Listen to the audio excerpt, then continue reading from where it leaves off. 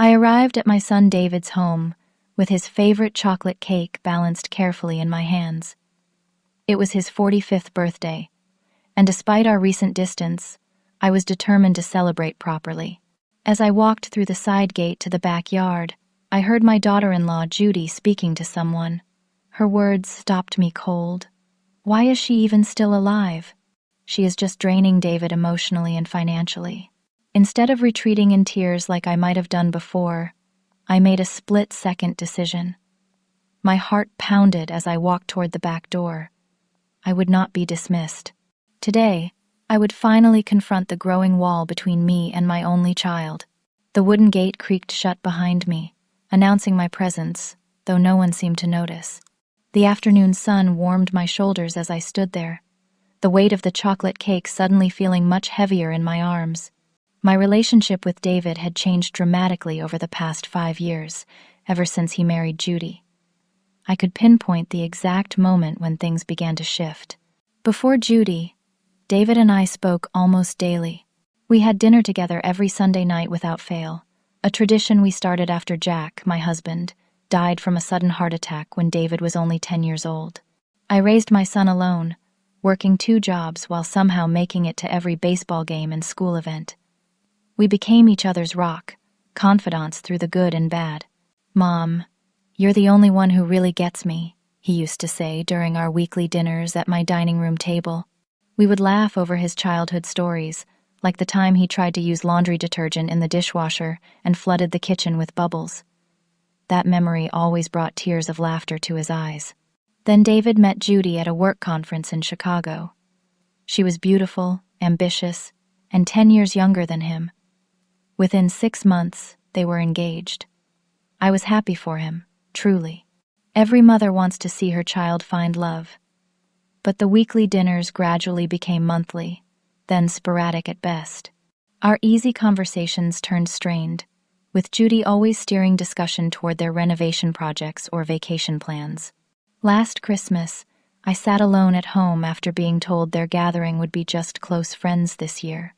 The year before, I had been uninvited to their Thanksgiving dinner because Judy's parents needed quality time with just the 2 of them. The pattern was impossible to miss. 3 weeks ago, I had a minor heart attack. Nothing too serious, the doctor assured me, but it was enough to make me reassess my priorities. Life was too short for unresolved conflicts. That's why I decided to surprise David with his favorite childhood cake, a gesture of peace and love. I set the cake down on the patio table and walked toward the sliding glass door. Through the reflection, I could see photos of David and Judy displayed prominently on the wall, but none of our family from before. No pictures of David with his father. None with me. The door was unlocked, so I stepped inside. The cool air conditioning was a relief after standing in the June heat. Their house was immaculate as always, with expensive furniture and abstract art that always felt cold to me. I ran my finger along the granite countertop, noticing a pile of papers David had left scattered near the coffee maker. I wasn't trying to snoop, but a bank statement caught my eye. The balance showed a negative amount in bold red numbers. Next to it was a credit card bill, with an outstanding balance of over $30,000. My heart raced as I shuffled through the papers, finding bill after bill with past due notices. Under a mortgage statement showing 3 missed payments was a folder labeled Mom. My hands trembled as I opened it. Inside were printouts of my bank statements, information about my home's market value, and most shocking of all, brochures for assisted living facilities with my name written on the top page. There were notes in the margins about monthly rates and minimum stay requirements. The truth hit me like a physical blow. The reason for their recent inquiries about my retirement accounts, the suggestions that my house was too much for me to handle now, the complaints about their growing expenses all suddenly made sense. The sound of laughter from the backyard filtered in, reminding me of the party happening just outside. I quickly returned the papers to their original position, my mind reeling with this new information. The chocolate cake I had baked with so much love now seemed like a naive peace offering in a war I hadn't even known I was fighting. Now, I understood why they had been pressuring me to sell my home, the home where I had raised David, where every corner held memories of our life together. They weren't concerned about my welfare. They wanted my money. I took a deep breath and straightened my shoulders. The woman who raised a child alone while working 2 jobs was still inside me. The woman who had survived losing the love of her life at 40 was not going to be pushed aside. I would not leave. Instead, I would go into that backyard and face whatever came next. I pushed open the sliding door and stepped onto the patio, cake in hand. The conversation in the backyard immediately hushed. David's eyes widened in surprise, a flash of something like panic crossing his face before he composed himself. "Mom, we weren't expecting you," he said, quickly crossing the yard to greet me. His hug felt stiff, his smile not quite reaching his eyes. "I wanted to surprise you for your birthday," I replied, holding up the cake. "Chocolate with buttercream, your favorite." "That's so thoughtful," he said, taking the cake from my hands. "You didn't have to go to all that trouble." Judy approached us, her expression carefully arranged into what passed for a smile. She was wearing an expensive sundress and heels that seemed impractical for a backyard barbecue. "Amber," she said, air kissing near my cheek. "What a surprise. We thought you weren't feeling up to coming out in this heat after your episode." My episode, as she called it, was a heart attack that had landed me in the hospital. I had called David from the emergency room, but he had only visited once during my 3-day stay, explaining that Judy was organizing an important charity event. "I'm feeling much better, thank you," I said, keeping my voice pleasant. "The doctor says I'm doing well." "That's wonderful to hear," Judy said, already turning away. "David, why don't you introduce your mother to everyone?" There were about 20 people scattered across the backyard, most of whom I had never met. David guided me through introductions to neighbors, co-workers, and friends I had never heard him mention. Each time he added, "This is my mom. She dropped by to say happy birthday," as if explaining away an unexpected delivery person rather than his mother. I was seated at a table with 3 other women who appeared to be around my age. They introduced themselves as mothers of David's college friends. "So nice that you could make it out today," said one woman named Patricia. "My son always says it gets harder to get his father out of the house these days." "I'm quite active, actually," I replied. "I volunteer at the community garden 3 days a week and take water aerobics classes." "That's wonderful," said another woman, Barbara. "It's so important to stay active at our age. My doctor says it helps stave off cognitive decline." Something in her tone made me pause. "I'm sorry. Have we met before?" "You seem to know something about me." The women exchanged glances. Patricia leaned in. "Well, Judy mentioned that you've been having some memory issues, that it's been a concern for David." My cup of lemonade nearly slipped from my hand. "Memory issues? I don't have any memory issues." "Oh," Barbara said, looking uncomfortable. "I just thought."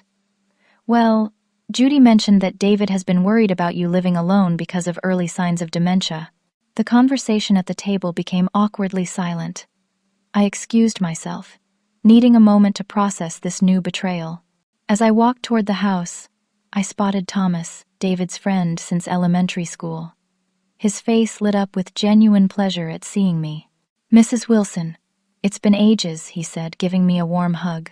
Thomas had practically lived at our house during high school, and I had attended his wedding 10 years ago. "Thomas, it's so good to see you," I said, grateful for a friendly face. "And please, it's Amber, you're not 16 anymore." We chatted about his family and job for a few minutes before his expression grew serious. "Look, I don't want to overstep, but is everything okay with you and David? I've been hearing some things that don't sound like the David I know." "What kind of things?" I asked, my stomach tightening. Thomas lowered his voice. "Judy's been telling people that you're not doing well, that you're becoming forgetful and unsafe living on your own. She says you're refusing to sell your house out of stubbornness, even though David's tried to reason with you." My hands began to shake. "That's absolutely not true." "I didn't think so," Thomas said, shaking his head. "You seem sharp as ever to me, but Judy's been painting this picture of you as this difficult elderly parent who's refusing help." "Has David said anything?" I asked, dreading the answer. "That's the thing," Thomas replied. "When I asked him about it directly, he was evasive, just saying it was complicated, and that Judy was trying to help, It didn't sit right with me. Thank you for telling me this, Thomas. He squeezed my arm gently. David's not been himself lately. Something's going on. Just be careful, okay? As Thomas walked away, I spotted David inside the house through the window. He was on the phone, gesturing animatedly. I needed answers, and I needed them now. I made my way to the sliding door, but paused when I overheard a conversation between Judy and a woman I didn't recognize.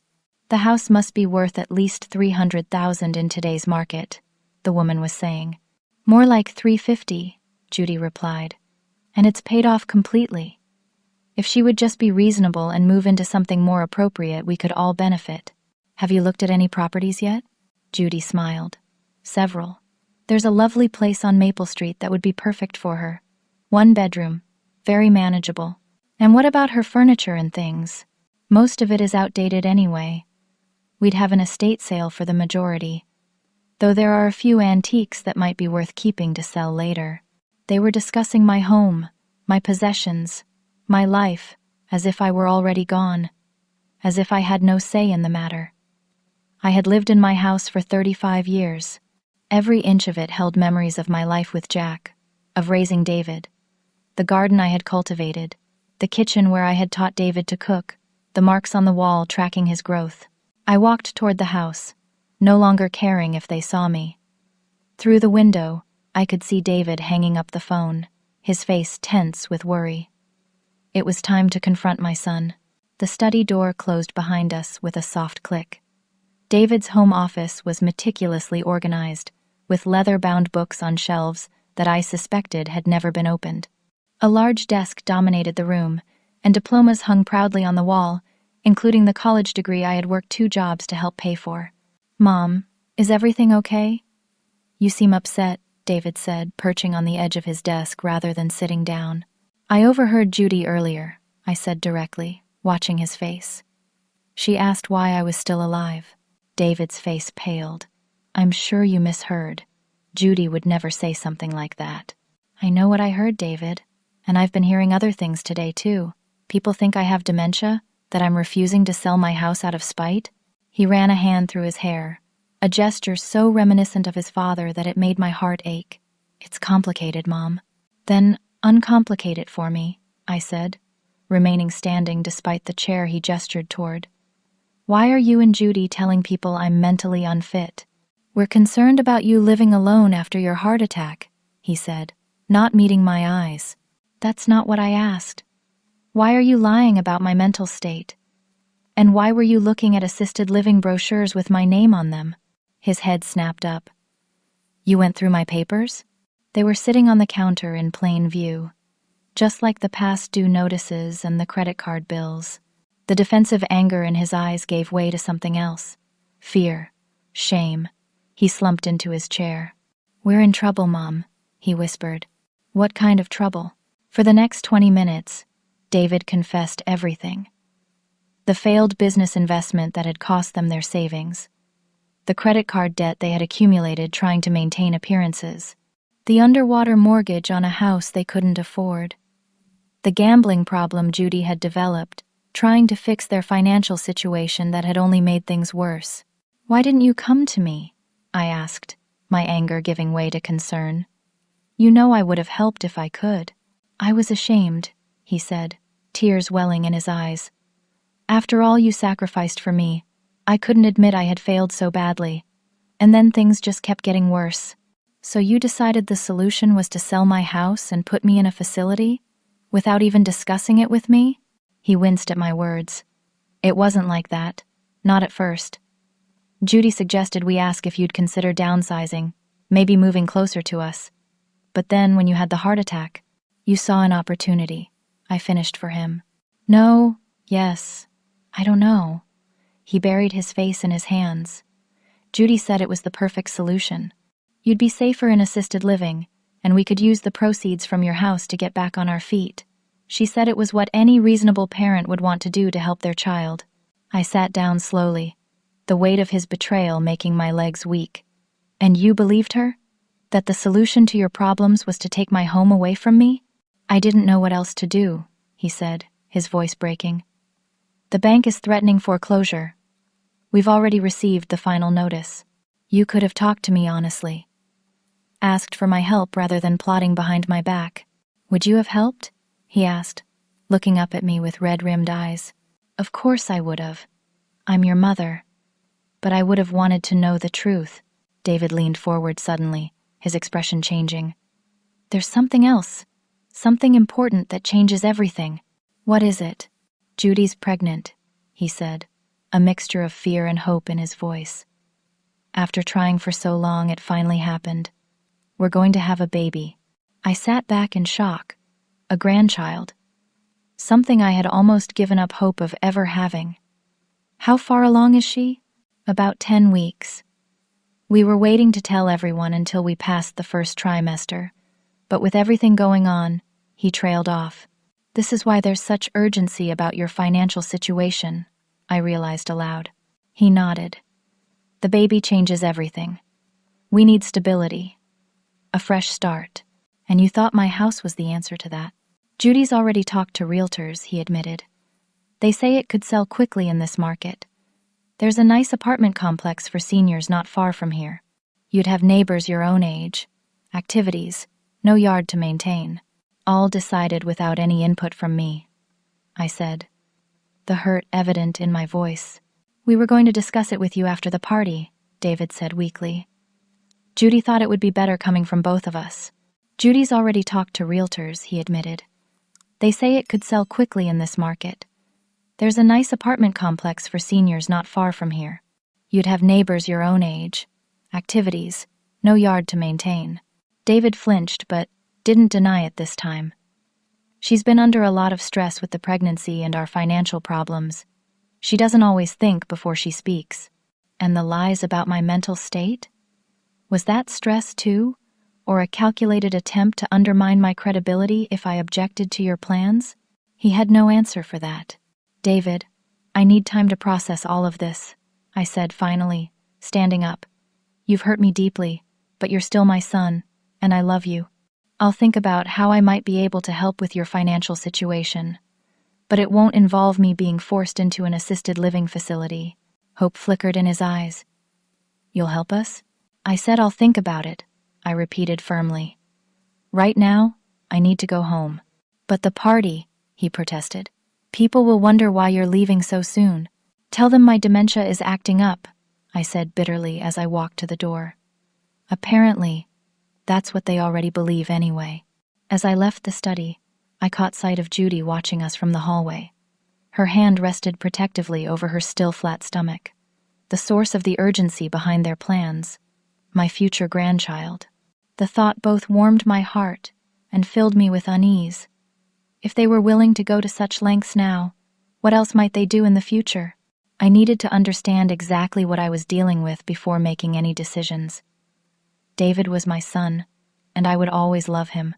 But the boy I had raised would never have conspired to steal my home and destroy my reputation. Something wasn't adding up, and I intended to find out what it was.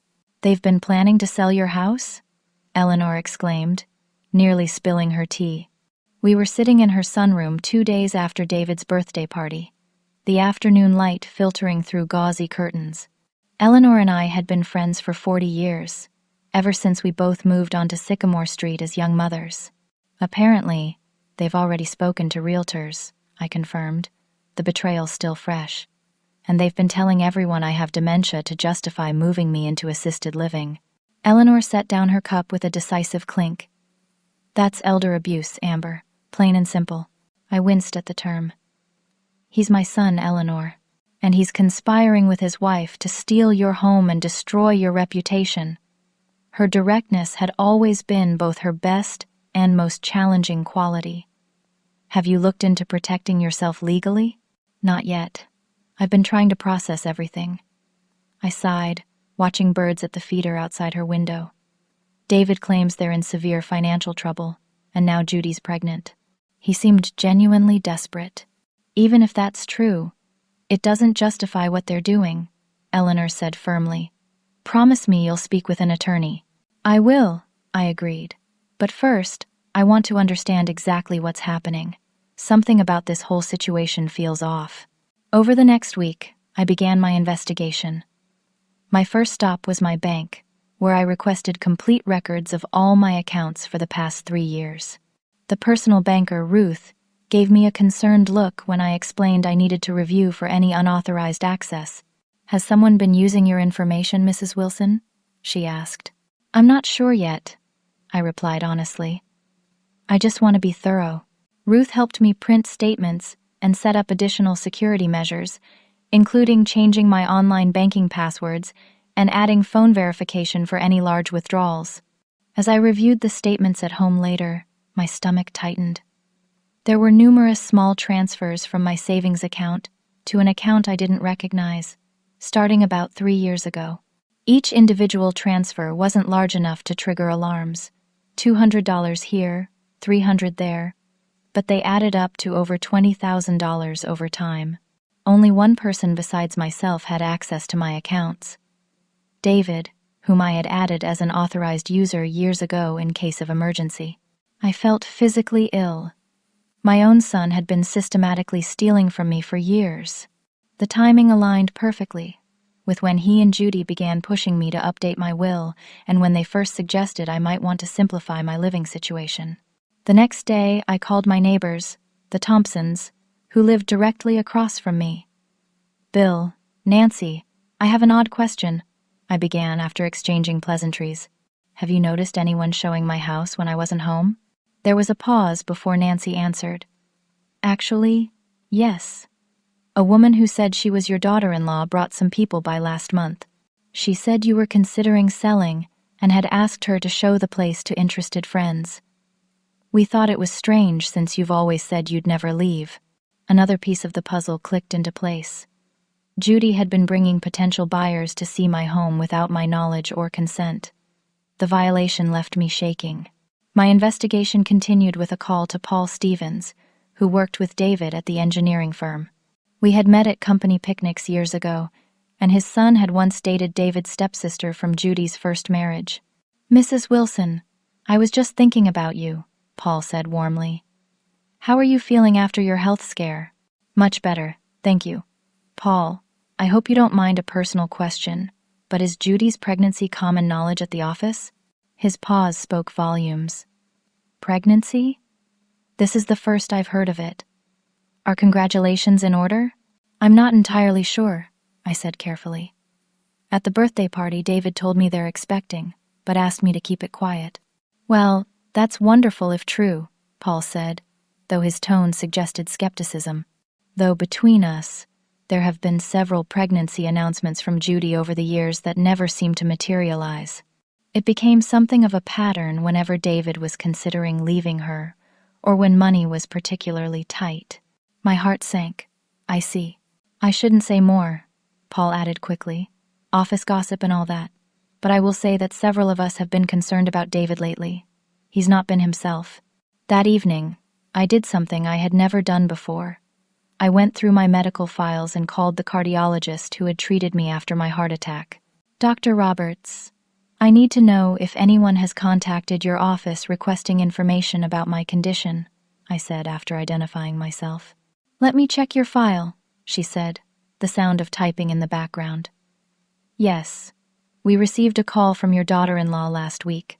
She requested a detailed report on your condition and prognosis, specifically asking about cognitive impacts and whether you would be able to live independently." "And what did you tell her?" "Nothing, Mrs. Wilson.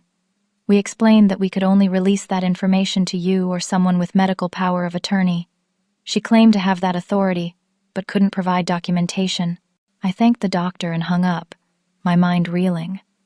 The systematic nature of Judy's deception was becoming clearer with each revelation. This wasn't just opportunism or desperation. This was calculated elder abuse, with my son either actively participating or willfully blind to what was happening. The final piece fell into place when I received an unexpected visitor. Sarah Miller had been Judy's best friend before a falling out the previous year. She arrived at my door looking nervous. "Mrs. Wilson, I've been debating whether to come here," she said, clutching her purse tightly. "But after hearing what's been happening, I couldn't stay silent." Over coffee in my kitchen, Sarah revealed the most disturbing information yet. Before she met David, Judy did something similar with her previous boyfriend's mother.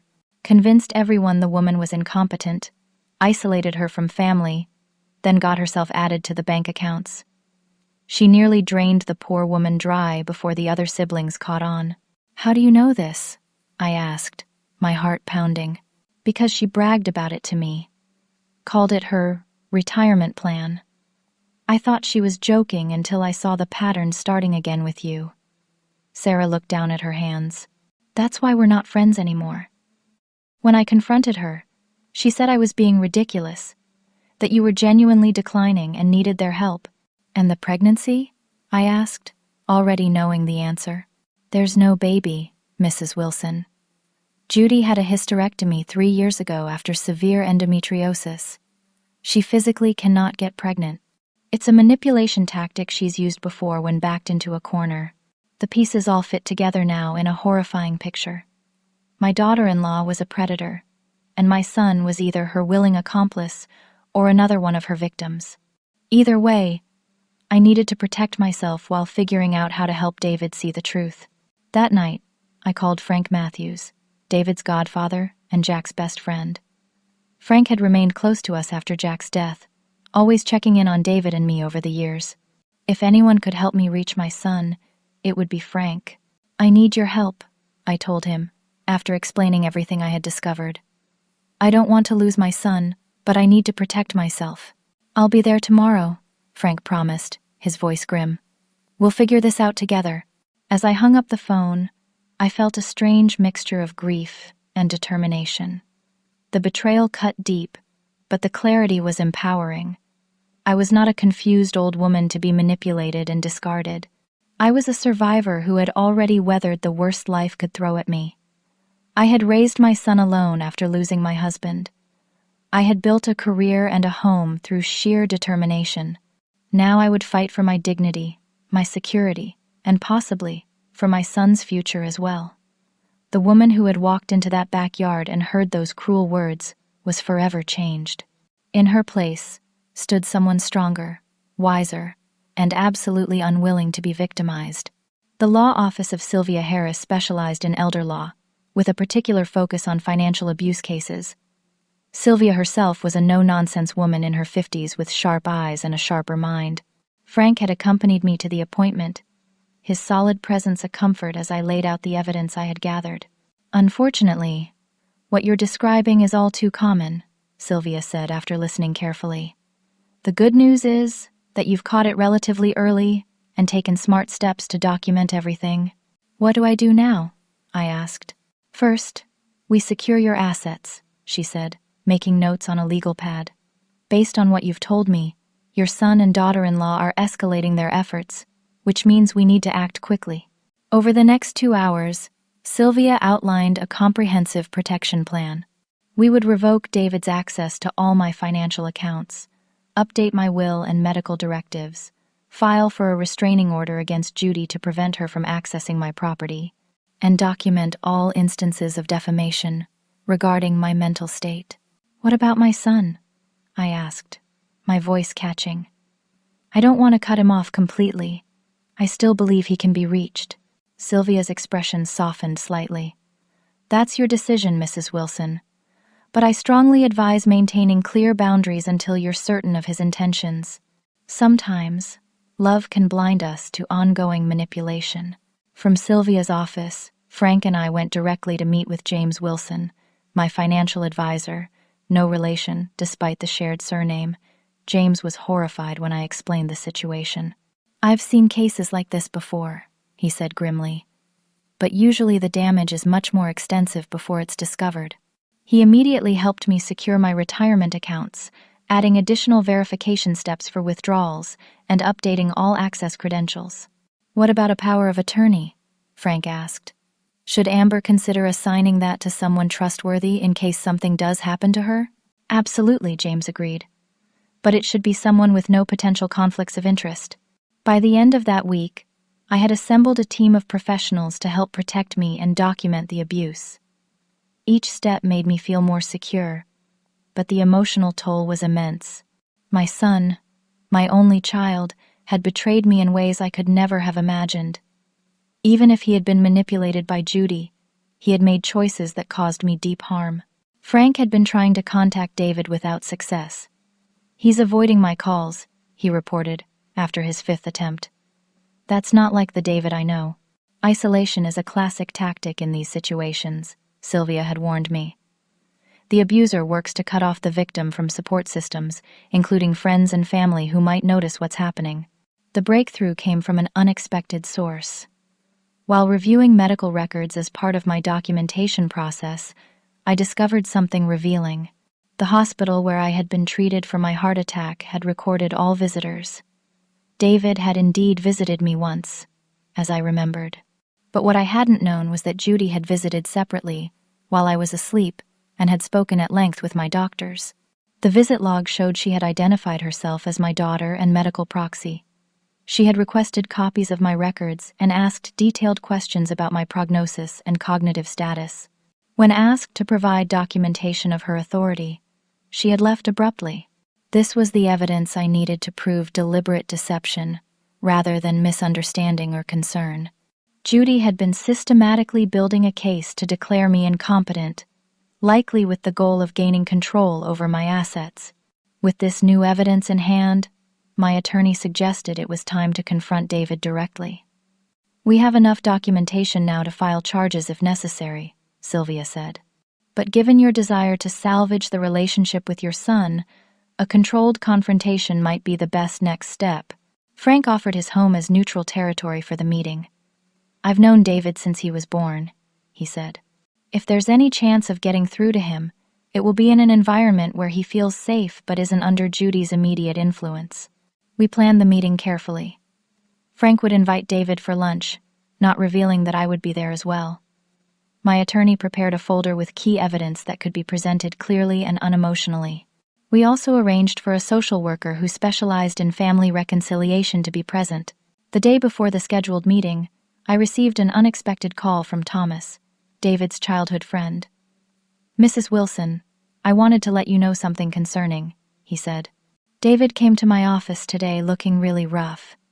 He mentioned that he and Judy have been fighting constantly since the birthday party.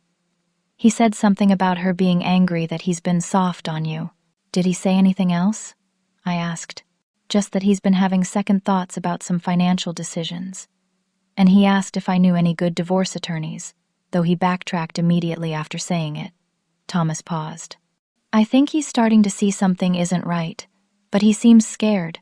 This information gave me a glimmer of hope. Perhaps David wasn't as deeply complicit as I had feared. Maybe he was another one of Judy's victims, albeit one who had enabled her behavior toward me. That evening, I sat in my garden, the place where I had always found clarity in difficult times. The roses Jack had planted 30 years ago were in full bloom, their scent filling the air as dusk settled around me. I thought about my son as a little boy, his hand trustingly in mine as we navigated life without his father. I remembered his graduation, the pride in his eyes when he accepted his engineering degree, telling me it was all because of my sacrifices. Somewhere inside the man who had betrayed me was still that boy who had once written in a Mother's Day card, "You are my hero. I want to make you proud." I had to believe that person could be reached. As stars appeared in the darkening sky, I made a decision. Yes, I would protect myself legally and financially. Yes, I would hold David accountable for his actions. But I would also leave room for redemption if he was willing to acknowledge the harm done and make amends. With that resolution firm in my heart, I prepared for what would undoubtedly be one of the most difficult confrontations of my life. Not just to protect myself, but to try to save my son from the destructive path he was on. Frank's living room was bathed in midday light when David arrived. His shock at seeing me there was evident, his eyes darting between Frank and me with confusion and wariness. "What's going on?" he asked, remaining standing despite Frank's gesture toward the sofa. "We need to talk, son," Frank said firmly. "All of us. It's important. If this is about Mom moving into assisted living, I told you it's what's best for her," David said defensively. I took a deep breath, reminding myself to remain calm and factual. "David, please sit down. This isn't what you think." Reluctantly, He sat in an armchair across from us, his posture rigid. Frank nodded encouragingly at me, and I opened the folder on the coffee table. "I've been doing some investigating since your birthday party," I began. "I've discovered some disturbing things that we need to discuss." For the next 30 minutes, I methodically presented what I had learned. The unauthorized transfers from my accounts, Judy showing my house to potential buyers without my consent, the false claims about my mental state, the fabricated pregnancy. With each revelation, David's face grew paler. "These are serious allegations," he said when I finished, but his voice lacked conviction. "Judy would never. There must be explanations." "There are explanations," I said gently, "but they're not the ones you want to hear. This isn't the first time Judy has done this, David. She targeted her previous partner's mother in exactly the same way." "That's ridiculous," he said, but doubt clouded his eyes. "She told me that woman was unstable, that her family made up stories about her." "Sound familiar?" Frank asked quietly. David ran his hands through his hair, a gesture so reminiscent of his father that it made my heart ache. "I don't know what to believe." "Yes, we're in financial trouble. Yes, we've discussed whether Mom might be better off in a smaller place. But these accusations, they're not accusations, David. They're documented facts." I slid the bank statements toward him. "This is your signature on these transfer authorizations." He stared at the papers, then looked up with shame in his eyes. We were desperate. The investment failed, and we were about to lose the house. Judy said it was just borrowing, that we'd pay it back before you even noticed. And the lies about my mental state? The assisted living brochures with my name on them? Was that just borrowing too?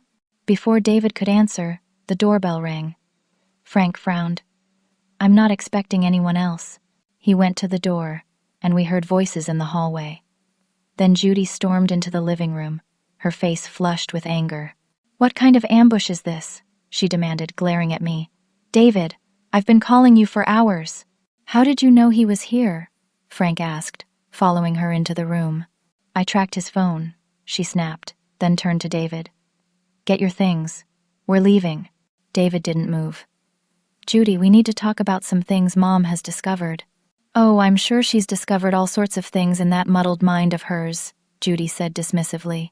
"David, now." "Don't speak about my mother that way," David said, his voice quiet but firm. Judy's eyes widened in surprise, then narrowed dangerously. "Excuse me? After everything we've discussed about her condition? After all the specialists we've consulted?" "What specialists, Judy?" "There haven't been any consultations because my mother doesn't have dementia." "You made that up." The room fell silent as Judy realized her mistake. Her strategy had always involved talking about me as if I weren't present, undermining my credibility to my face. But now, with David finally questioning her, the tactic backfired. "Of course there were consultations," she insisted, but her voice had lost its certainty. "We spoke with Dr. Mercer just last month." "Dr. Mercer is a real estate attorney," David said slowly. "Why would we consult him about Mom's health?" Judy's composure cracked. "This is ridiculous. I'm not standing here being interrogated by a woman who can't remember what day it is half the time." "I remember exactly what day it was when you visited me in the hospital while I was asleep," I said calmly. "June 3rd. You told the nurses you were my daughter and medical proxy. You tried to access my medical records illegally." "That's a lie." "The hospital has visitor logs and security footage, Judy," Frank interjected, "and witness statements from the nursing staff." Judy's face contorted with rage. "This is all your fault," she hissed at me. "You've never accepted me. You've always tried to come between us with your pathetic neediness and your constant reminiscing about his precious father." David stood up. "That's enough, Judy." "No, it's not nearly enough.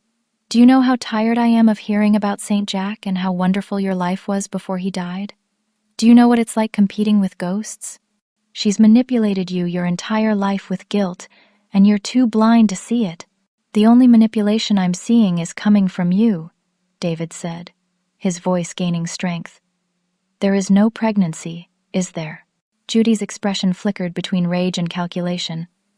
"Of course there is. How can you question that?" "Because I found your medical records when I was looking for the insurance information last week." You had a hysterectomy 3 years ago, Judy. You can't be pregnant." The silence that followed was deafening. Then Judy laughed, a cold, harsh sound that sent chills down my spine. "Fine. You caught me. There's no baby. But there could have been if you'd just done what needed to be done. Your mother is sitting on a gold mine while we're drowning in debt. That house is worth a fortune in today's market. All she had to do was sign it over, and our problems would be solved. By committing fraud? By stealing from my mother? By doing what any son should do for his wife? Your loyalty should be to me, not to her." The naked greed and resentment in her voice seemed to finally break through to David. He stared at her as if seeing her for the first time. "My mother raised me alone after my father died suddenly," he said quietly. "She worked 2 jobs to put me through college.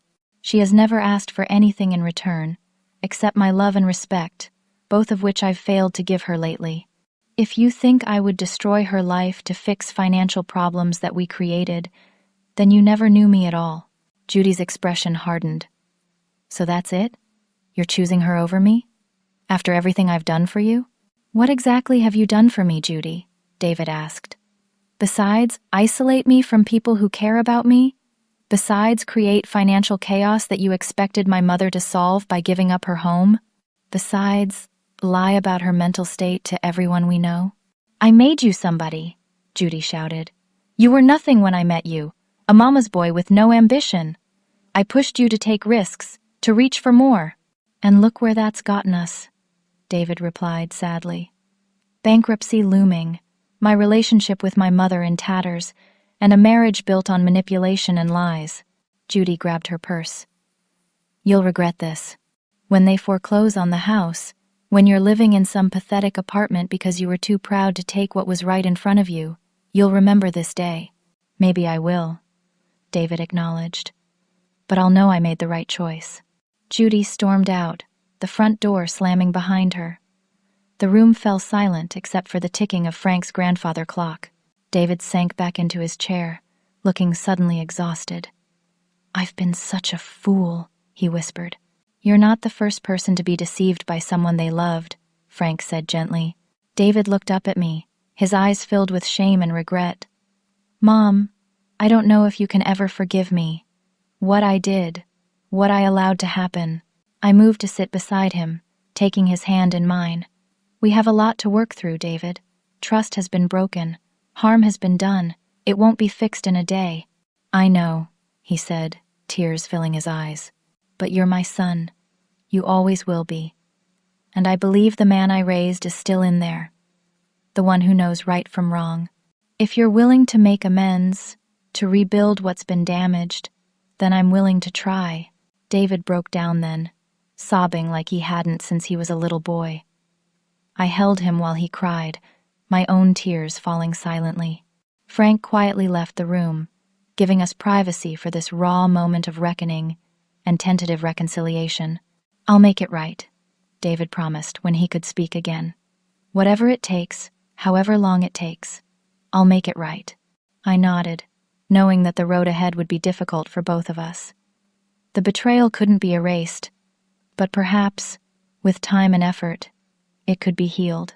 As David continued to apologize, to explain how he had gradually fallen under Judy's influence, I realized something important.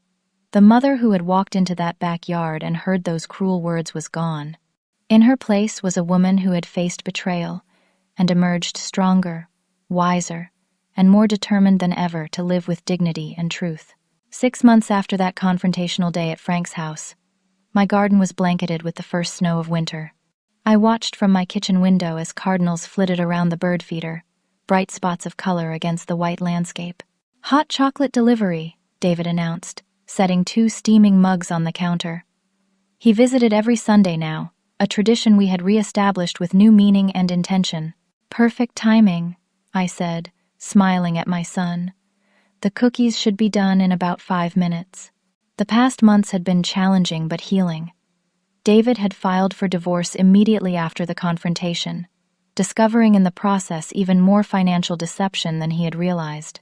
Judy had opened credit cards in his name, taken out loans he knew nothing about, and gambled away much more than he had been aware of. With Frank's help, David had filed for bankruptcy protection and moved into a small apartment. He had insisted on setting up a repayment plan for the money he had taken from my accounts, despite my willingness to forgive the debt. "It's not about the money, Mom," he had said firmly. "It's about accountability and making amends." He had also written personal letters to everyone Judy had misinformed about my mental state, explaining the truth and apologizing for his part in the deception. It had been humbling for him, but necessary for both of us. "How was your therapy session yesterday?" I asked, removing the cookies from the oven. "Productive," David replied. "Dr. Lewis is helping me understand how I got so far off track, how I could have participated in hurting the person I love most in the world. We all have blind spots, especially when it comes to love," I said, joining him at the counter. "The important thing is that you recognized the truth when it was finally in front of you." The divorce proceedings had revealed that Judy had done this before, just as Sarah had told me. Her previous boyfriend's mother had eventually gotten a restraining order against her after losing nearly $200,000.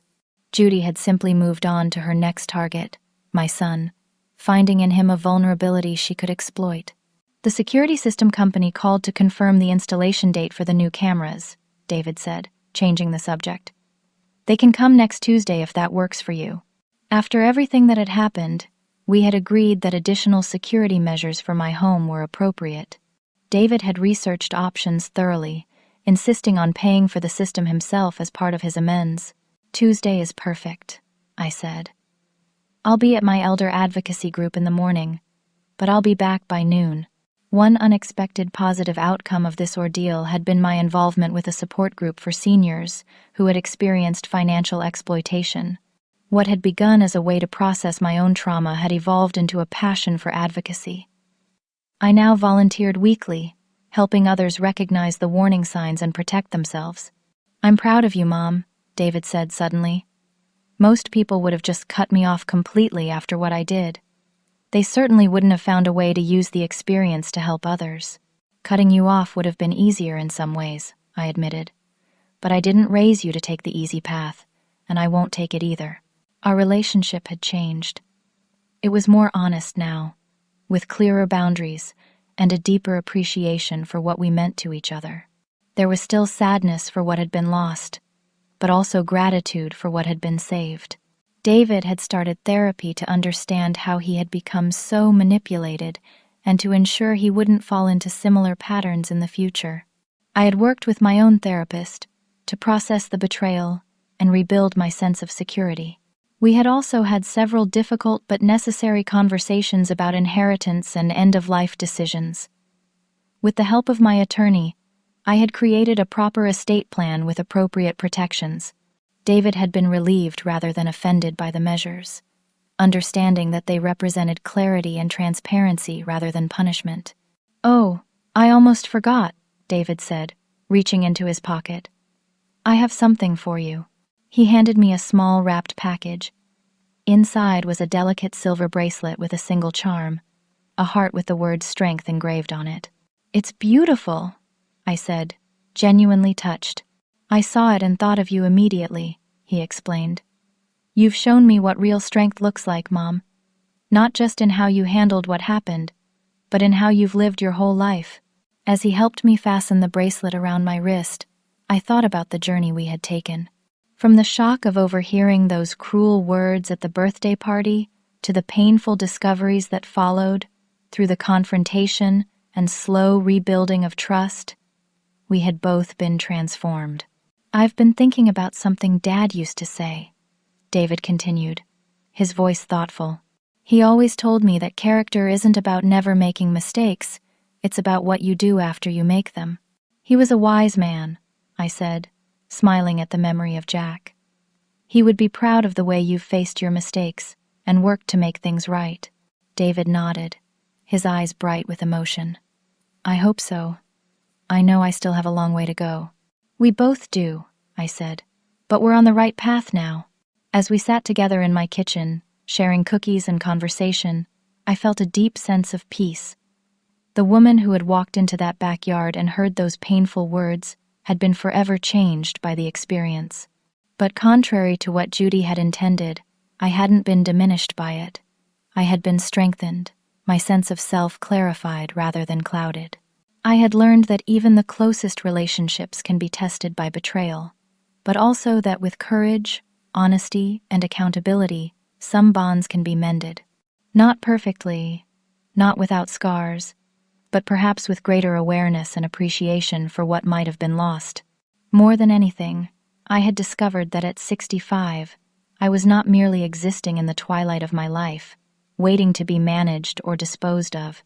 I was still growing, still learning, still contributing meaningfully to my community and to the lives of others who had experienced similar betrayals.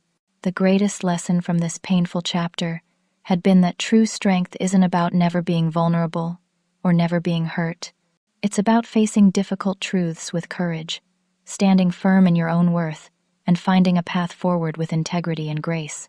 As David and I moved to the living room to continue our conversation, the bracelet caught the light from the window, the word strength gleaming like a promise kept.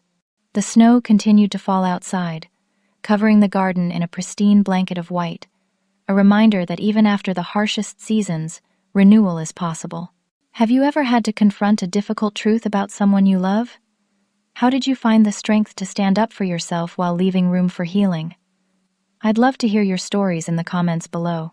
And if this story resonated with you, please like, subscribe, and share it with someone who might need to be reminded of their own strength today.